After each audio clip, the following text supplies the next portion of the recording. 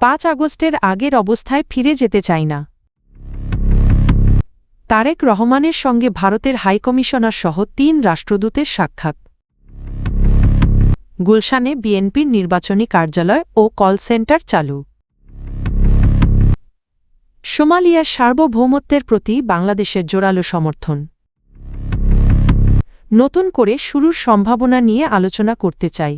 বিএনপির চেয়ারম্যান তারেক রহমান বলেছেন, হিংসা প্রতিশোধ ও প্রতিহিংসার পরিণতি কী হতে পারে তা দেশ 5 আগস্টে দেখেছে। তাই দলমত নির্বিশেষে মতপার্থক্য থাকলেও আলোচনা ও সংলাপের মাধ্যমে সমস্যা সমাধানের আহ্বান জানান তিনি। শনিবার রাজধানীর একটি হোটেলে সাংবাদিকদের সঙ্গে শুভেচ্ছা বিনিময় অনুষ্ঠানে তারেক রহমান বলেন, বিএনপি আর 5 আগস্টের আগের পরিস্থিতিতে ফিরে যেতে চায় না। যে কোনো মূল্যে গণতান্ত্রিক প্রক্রিয়া ও জবাবদিহি বজায় রাখতে হবে। তিনি বলেন, সামনে অনেক কঠিন চ্যালেঞ্জ রয়েছে, তবে গণতন্ত্রের ধারাবাহিকতা রক্ষা করা গেলে দেশকে সঠিক পথে এগিয়ে নেওয়া সম্ভব। নতুন প্রজন্ম দিক নির্দেশনা ও আশার খোঁজ করছে বলেও মন্তব্য করেন তিনি। আগামী নির্বাচনে জয়ী হয়ে সরকার গঠন করতে পারলে দায়িত্বশীল ও গঠনমূলক সমালোচনা প্রত্যাশা করেন তারেক রহমান। তিনি বলেন, শিক্ষা, স্বাস্থ্য, কর্মসংস্থান, নারী অধিকার ও নিরাপত্তার মতো মৌলিক বিষয়ে বিএনপি অগ্রাধিকার দেবে। অনুষ্ঠানে বিএনপির শীর্ষ নেতাদের পাশাপাশি দেশের বিভিন্ন গণমাধ্যমের সম্পাদক ও জ্যেষ্ঠ সাংবাদিকরা উপস্থিত ছিলেন। বিএনপির চেয়ারম্যান তারেক রহমানের সঙ্গে সৌজন্য সাক্ষাৎ করেছেন ঢাকায় নিযুক্ত ভারতের হাইকমিশনার প্রণয় ভার্মাসহ 3 দেশের রাষ্ট্রদূত। শনিবার রাজধানীর গুলশানে বিএনপি চেয়ারম্যানের রাজনৈতিক কার্যালয়ে পৃথকভাবে এসব সাক্ষাৎ অনুষ্ঠিত হয়। বিকেল 5টায় ভারতের হাইকমিশনার প্রণয় ভার্মা তারেক রহমানের সঙ্গে সাক্ষাৎ করেন। বৈঠক শেষে বিএনপির যুগ্ম মহাসচিব হুমায়ুন কবির জানান, ভারতের প্রধানমন্ত্রী নরেন্দ্র মোদি তারেক রহমানকে বিএনপির চেয়ারম্যান হিসেবে অভিনন্দন জানিয়েছেন এবং তার নেতৃত্বে ভবিষ্যৎ বাংলাদেশ গঠনের প্রত্যাশা প্রকাশ করেছেন। তিনি আরও বলেন, বৈঠকে বাংলাদেশ ভারত সম্পর্ক ও আঞ্চলিক স্থিতিশীলতা নিয়ে আলোচনা হয়েছে। এর আগে বিকেল 3টায় তারেক রহমানের সঙ্গে সাক্ষাৎ করেন ইউরোপীয় পার্লামেন্টের সদস্য ও ইইউ নির্বাচন পর্যবেক্ষণ মিশনের প্রধান পর্যবেক্ষক ইভার্স আইজাবস। এছাড়া সন্ধ্যা 6টায় তুরস্কের রাষ্ট্রদূত রামিজ সেন এবং রাত 7টায় মিসরের রাষ্ট্রদূত ওমর ফাহমি বিএনপি চেয়ারম্যানের সঙ্গে সৌজন্য সাক্ষাৎ করেন। জাতীয় সংসদ নির্বাচন সামনে রেখে রাজধানীর গুলশানে নির্বাচনী কার্যালয় উদ্বোধন করেছে বিএনপি। একই সঙ্গে নির্বাচন সংক্রান্ত সমস্যা ও অভিযোগ জানাতে একটি কল সেন্টার চালু করেছে দলটি।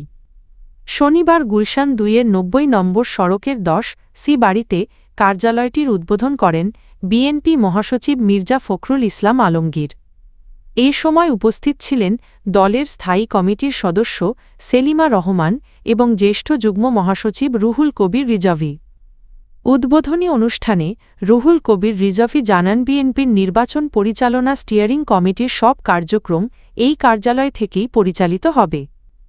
নির্বাচন কার্যক্রমকে সহজ, কার্যকর ও প্রযুক্তি নির্ভর করতে কল সেন্টার চালু করা হয়েছে। তিনি বলেন, আজ থেকে 16,543 নম্বরে ফোন করে নির্বাচন সংক্রান্ত যে কোনো সমস্যা, অভিযোগ বা তথ্য জানানো যাবে।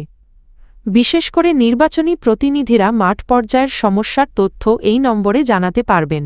প্রাপ্ত তথ্য তাৎক্ষণিকভাবে সংশ্লিষ্ট স্টিয়ারিং কমিটি ও উপকমিটিতে পাঠানো হবে।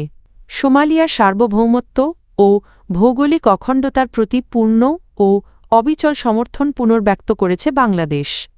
সৌদি আরবের জেদ্দায় অনুষ্ঠিত ইসলামী সহযোগিতা সংস্থার OIC পররাষ্ট্রমন্ত্রীদের জরুরি বৈঠকে ইসরায়েলের তথাকথিত সোমালিল্যান্ড স্বীকৃতির সিদ্ধান্ত স্পষ্টভাবে প্রত্যাখ্যান ও নিন্দা জানাতে OICর প্রতি আহ্বান জানায় বাংলাদেশ। রোববার পররাষ্ট্র মন্ত্রণালয়ের এক সংবাদ বিজ্ঞপ্তিতে জানানো হয়, OICর পররাষ্ট্রমন্ত্রী পরিষদের 22তম জরুরি অধিবেশনে বক্তব্য দেন বাংলাদেশের পররাষ্ট্র উপদেষ্টা মো.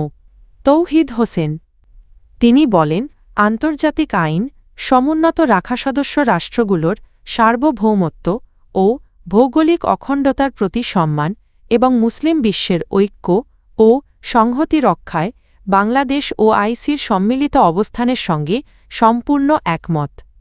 ইসরায়েলের এই সিদ্ধান্ত সোমালিয়ার সার্বভৌমত্ব ঐক্য ও আঞ্চলিক স্থিতিশীলতার জন্য হুমকি এমন উদ্বেগ প্রকাশ করে বৈঠকে বিষয়টির আঞ্চলিক ও আন্তর্জাতিক প্রভাব গুরুত্বের সঙ্গে আলোচনা করা হয়। সাবেক তথ্য উপদেষ্টা মাহফুজ আলম বলেছেন, সাধারণ মানুষের ক্ষোভ হতাশা ও নীরবতার পাশাপাশি নিজেদের ব্যক্তিগত ও সমষ্টিগত ভুলবাস্তব সংকট এবং দুর্বলতা নিয়েও স্বচ্ছ আলোচনা করতে চান তারা। গত ১.৫ বছরের অভিজ্ঞতা পর্যালোচনা করে নতুনভাবে শুরু করার সম্ভাবনা খোঁজা হচ্ছে বলে জানান তিনি। রোববার ফেসবুকে দেওয়া এক পোস্টে মাহফুজ আলম বলেন, নতুন উদ্যোগ নিয়ে আলোচনার পর গত ২ সপ্তাহে কয়েকশো ছাত্র ও নাগরিকের সঙ্গে কথা হয়েছে। একসময় যারা নতুন রাজনৈতিক কাঠামো ও বিকল্প শক্তির প্রতি আশাবাদী ছিলেন, তাদের অনেকের মধ্যেই হতাশা থাকলেও শেষ পর্যন্ত আবার চেষ্টা করার সিদ্ধান্তে পৌঁছেছেন সবাই। তিনি জানান, বৈষম্যহীন সমাজমানবাদী কারণ ন্যায় বিচার ও নতুন রাজনৈতিক কাঠামোয় বিশ্বাসী এবং নীতিভিত্তিক রাজনীতিতে আগ্রহীরা যোগাযোগ করতে পারেন। মন্তব্য বা প্রশ্ন ই-মেইলে পাঠানো যাবে nationalvision24@gmail.com।